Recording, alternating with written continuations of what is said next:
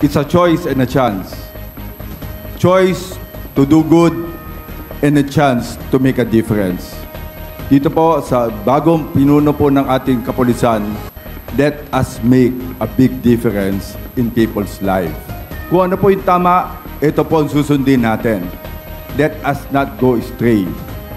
Yun lang po yung pinaka-importante natin. Isipin nyo, ang trabaho po natin, let us give our community the best public service.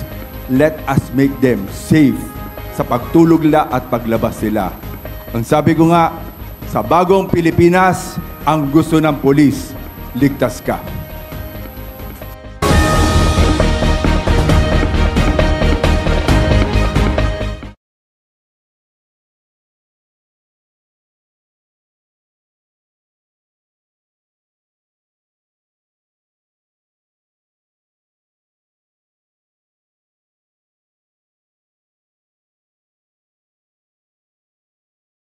Yung pong mga pulis po na involved dito sa mga anti-illegal drugs operation ay pansamantala na pong nirelieve sa kanilang mga pwesto, dinisarmahan to give way to the ongoing investigation.